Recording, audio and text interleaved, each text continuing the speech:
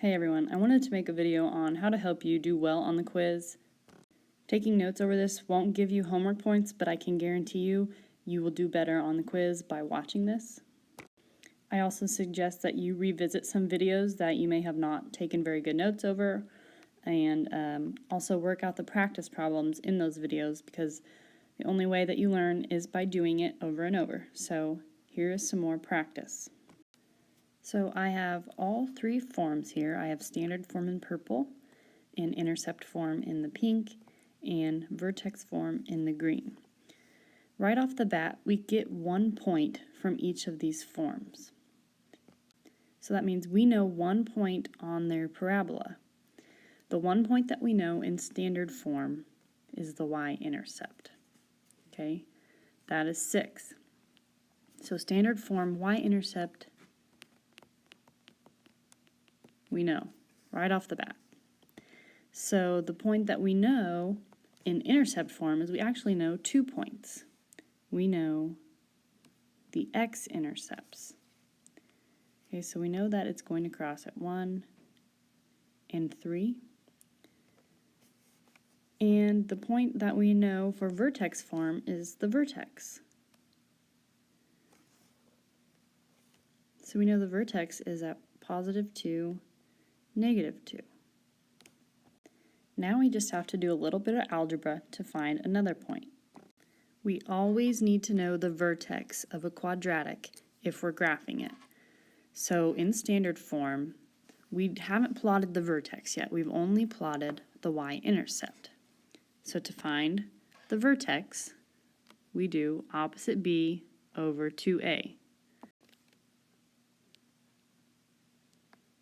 We should get 2. So all that tells me is the x value of my ordered pair for the vertex. I don't know the y value yet. This is not the x-intercept. This is the x-coordinate of my vertex. It's always important to understand what you're solving for. To find the y, I need to plug in that x into my equation. And simplifying it out, I should get -2. So now I know that when x is 2, y is -2. Now I've found my vertex point, so I need to plot that at 2, -2. The other point I know is flipped across the axis of symmetry. Okay, now I know the shape of my parabola, but I still don't know my x-intercepts. How would I find my x-intercepts, or where it crosses the x-axis? Well, when I'm on the x-axis, my y value is 0. That means I want to know when y is 0, what are my x values? So I plug in 0 for y, and I need to solve for x. So in this problem, how many x-intercepts are there?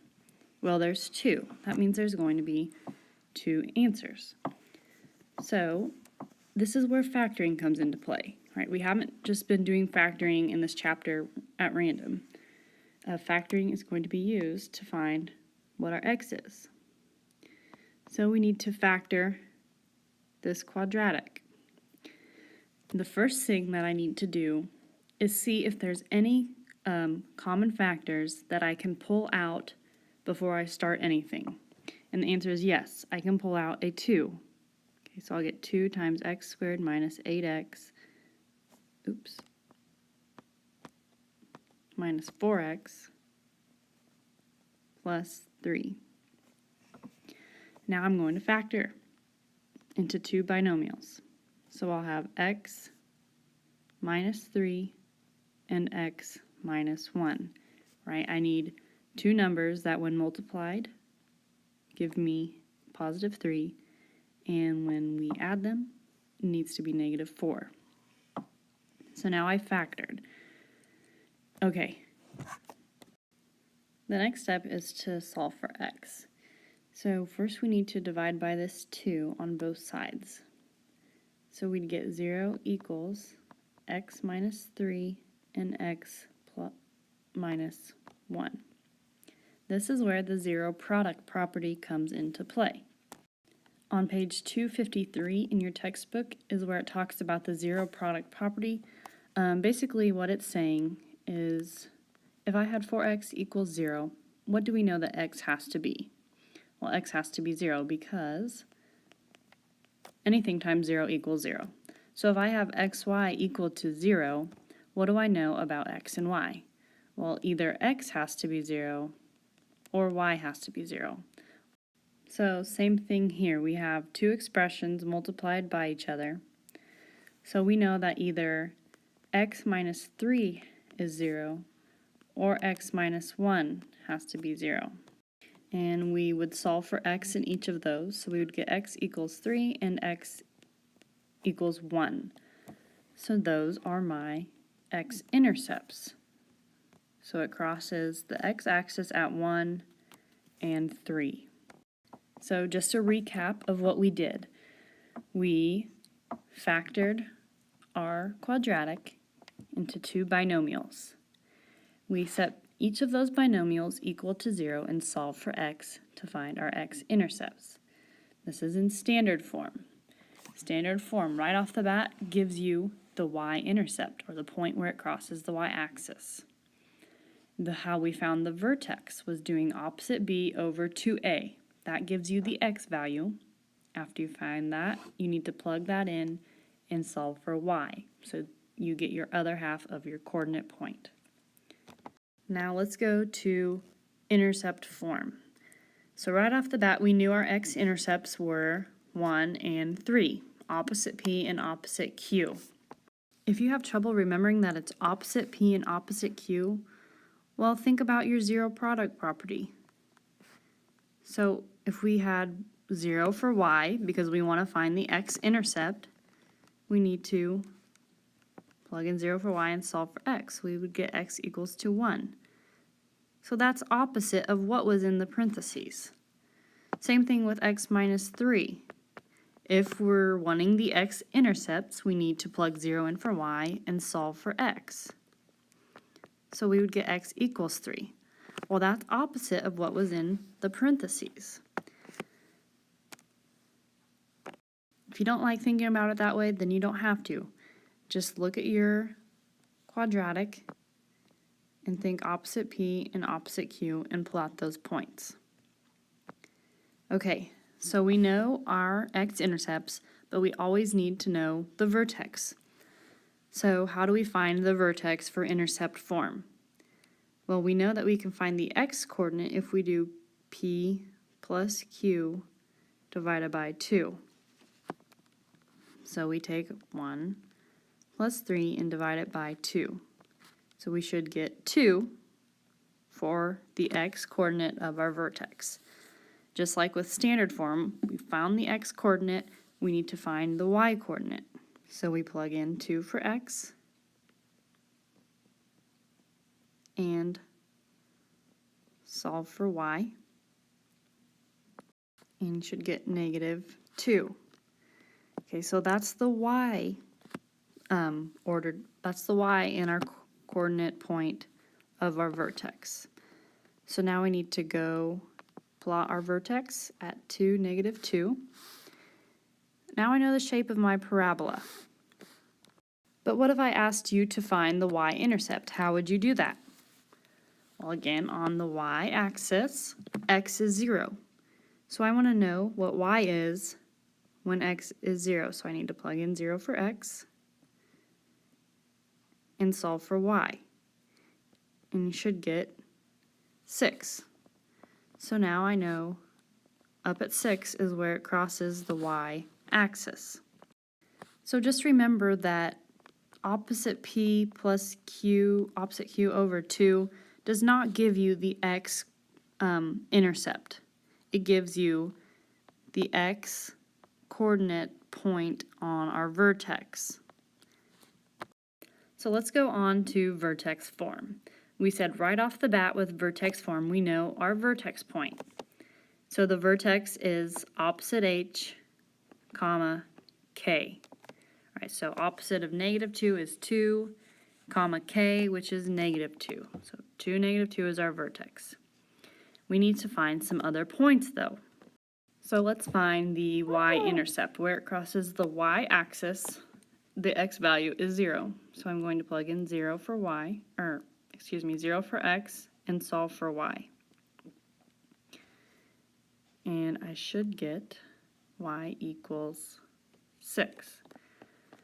So plotting my y-intercept somewhere at 6. Okay, since it's symmetrical, I could plot the point over here, but I may also ask you to find the x-intercepts, or where it crosses the x-axis. So the way we would do that is we would plug in 0 for y and solve for x, right? When y is 0, we are on the x-axis, so we need to find our x-intercepts. And I'm not going to work that out, but you would just do algebra, and you would get down to like 2x squared minus 8x plus 6, and then you would factor that, and then you would use the zero product property, and you'd find that your x-intercepts are 1 and 3.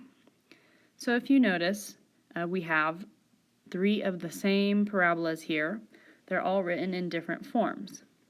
And we've found the vertex, the x-intercepts, and the y-intercept. So I want you to think, how many x-intercepts are possible for a parabola? Well, the parabola could have no intercepts, right? If we have a graph that looks like this and our parabola is in the second quadrant and it's up and it's opening up, we could have no x-intercepts. We could have one x-intercept, right? If our vertex is on the x-intercept is when we would have 1. And we could have 2 x-intercepts, right? If our parabola crosses the x-axis, then we will have 2. We will never have 3 x-intercepts, right? That'd be impossible. But think about y-intercepts now. How many y-intercepts could we have for a quadratic function? Well, you could have 1, right? It crosses at 1. Could we have 0 y-intercepts? Well, let's think. If we had something that looked like this, our arrows go on forever, right? So eventually it will cross the y-axis. So the only time that we would have no y-intercepts is if our parabola is opening sideways, and we haven't dealt with any of that yet. So we'll always have one y-intercept. Now if our parabola is opening up, then our vertex is a max or a min. It would be a min. And if our parabola is opening down, our vertex point is a max, right? This is the highest most point on the graph. So that would be the max. If it's opening up, we're going to have a min, or the lowest most point. So in all of our forms, if A is positive, it's opening up. But if A is negative, it is opening down. So just a refresher, if we're wanting to find y-intercepts, what do we need to plug in 0 for?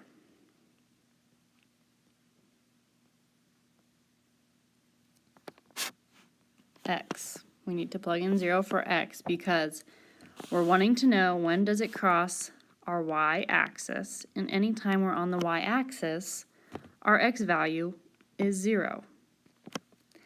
And if we're wanting to find x-intercepts, then we would need to plug in 0 for y. Standard form is nice because we don't actually need to really plug in anything because our c value is already our y-intercept. But if we did plug in 0 for x, we would get 0 plus 0 plus c. And so now you can see that y would equal c. So our y-intercept is c. And then for intercept form, it's nice because it already tells you the x-intercepts. But if you didn't remember that opposite p and opposite q are your x-intercepts, and you plugged in 0 for y, you would still get the same answer. Because you would use the zero product property to say that either x minus p equals 0 or x minus q equals 0. So we know that one intercept is at p and the other intercept is at q. Opposite p and opposite q. So that's my whole spiel on graphing and finding the points that we need on the graph of a parabola. If you still have questions, come in the morning on Monday and see me before you take your quiz. So we spent 3 days on factoring, but yet I still feel like some of us are having trouble with it. So we're going to talk a little bit about factoring now. If I had y equals x squared minus 3x minus 18, I think most of you are doing pretty well when our coefficient is 1. So we need to find the factors of 18 because that was our two outer numbers multiplied by each other. So the factors of 18, you don't need to list all of these out, but if it helps you, go ahead and do it. And we want the pair that when added together gives us -3. So we're going to have y equals x minus 6 and x plus 3. And we are done, right? If we FOILed this back out, we would get x squared plus 3x minus 6x minus 18, which is what we started with. Always check yourself. If you're unsure if you did it right, FOIL your answer back out. If you don't get what you started with, you probably factored incorrectly. Another one you might see is difference of two squares. So I have two squares here. I have x squared and 6 squared. So if I factor them, I'm going to have an x minus 6 and an x plus 6. Every time you see the difference of two squares, you will have this. Another example of difference of two squares is if you had 16x squared minus 49. 16 and 49 are both perfect squares. So I need the number that when multiplied by itself gets 16, and that's 4. And the number that when multiplied by itself gets 49 is 7.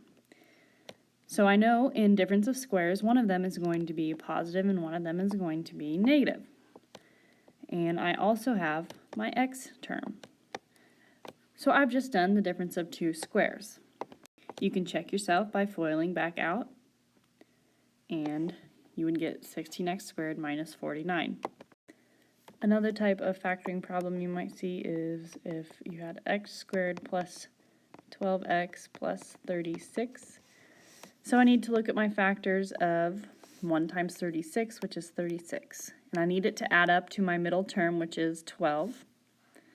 And I already know that's going to be 6 and 6. So I'll have x plus 6 and x plus 6. And I need to simplify this down further to x plus 6 squared.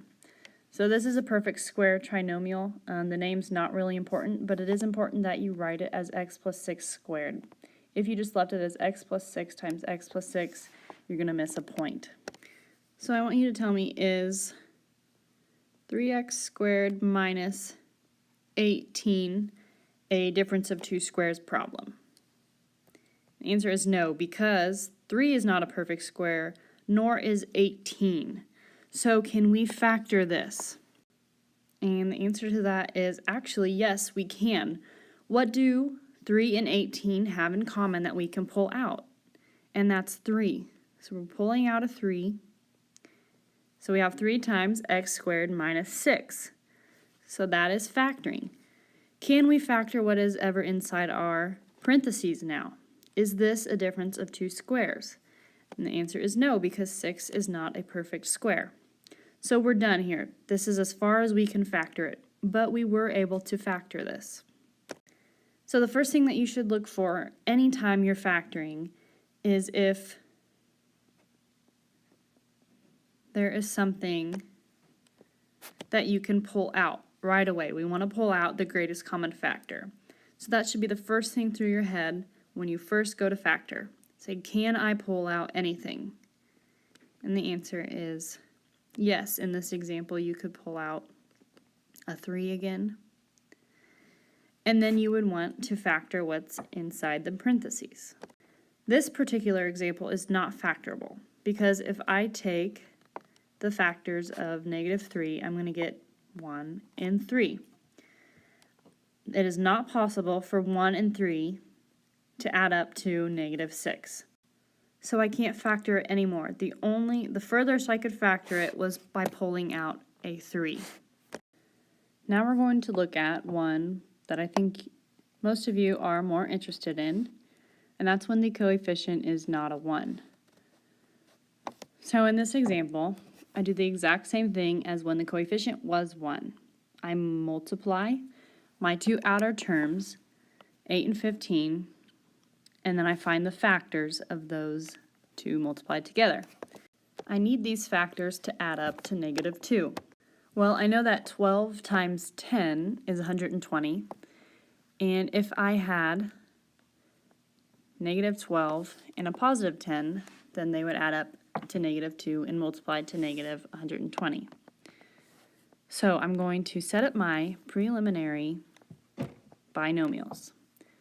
So I'll have an x in each of the parentheses, and I'll have a -12 and a +10. Now the next step is to take our leading coefficient in the original equation and divide that by each of our numbers. So the next step is to simplify, and 12 and 15 are both divisible by 3, so I'll get 4/5 and x plus 2/3.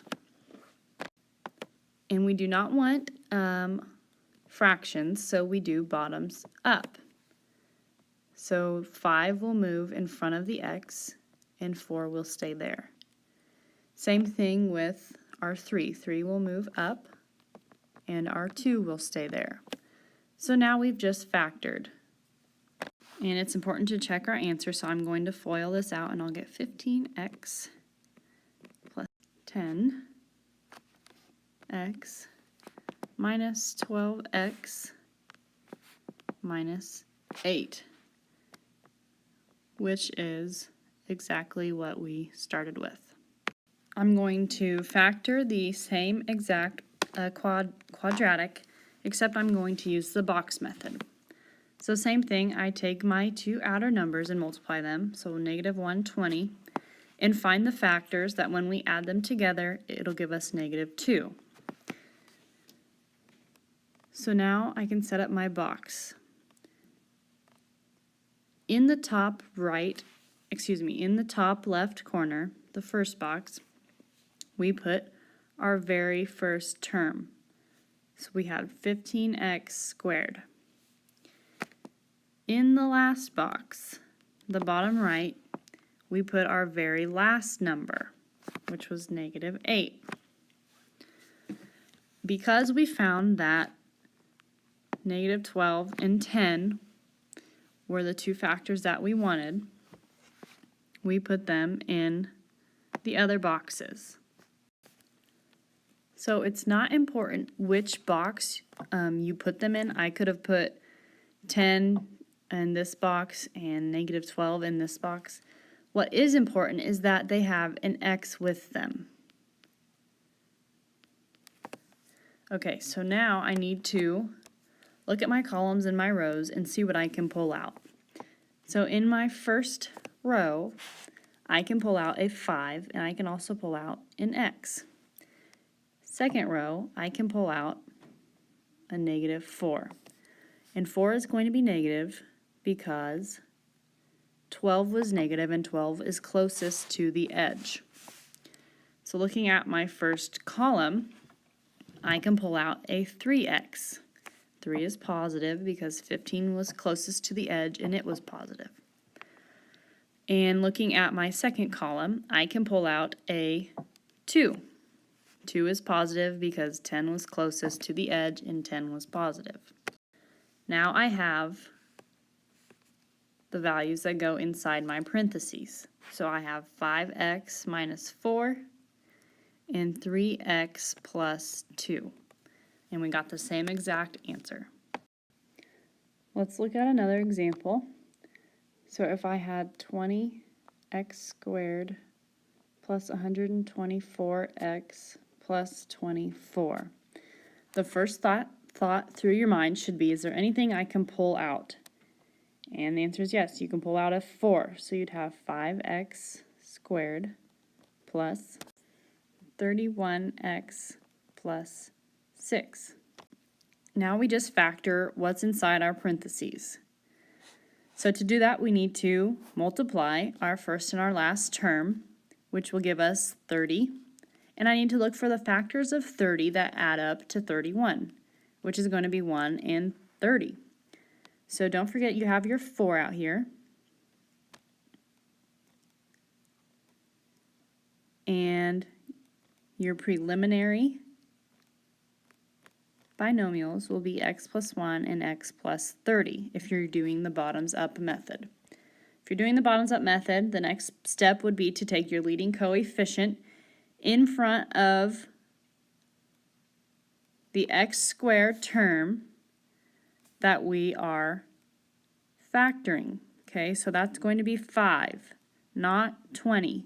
Okay, because we pulled out a 4, so now it is 5. So we need to take 1 over 5 and 30 over 5. Now we need to simplify. So we get x plus 1/5 and x plus 6. Because I have a denominator of 5, I need to do bottoms up.